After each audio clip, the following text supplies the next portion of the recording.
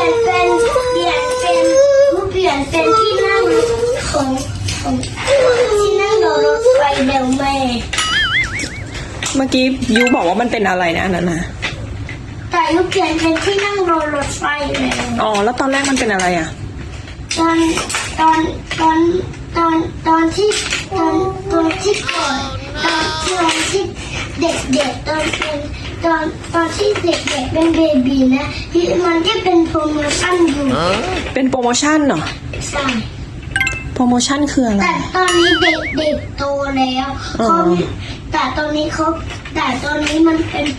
ที่นั่งรถไฟแล้วเพราะเด็กโตแล้วเพราะเด็กไม่เกิดเลยอ๋อเด็กไม่เกิดแล้ว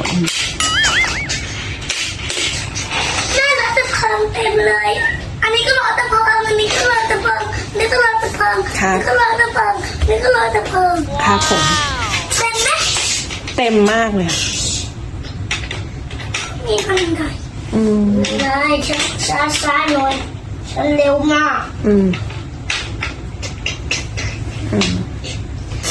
ถึงแล้วครับมองใต้รถไฟถึงแล้วครับนี่มันมีคนไปเลยครับอยากกลับมานะครับถึงมาโปรโมชั่นแล้วครับยูทำไมยูเป็นโปรโมชั่นแหละตอนนี้เด็กเป็นเบบีอยู่เลยยูเปลี่ยนเป็นโปรโมชั่น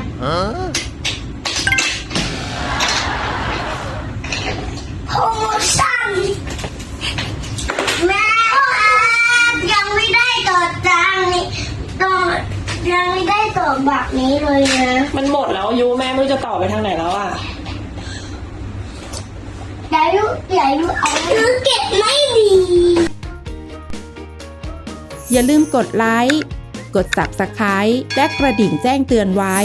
จะได้ไม่พลาดคลิปใหม่ๆของแม่ชมกันนะคะสวัสดีค่ะ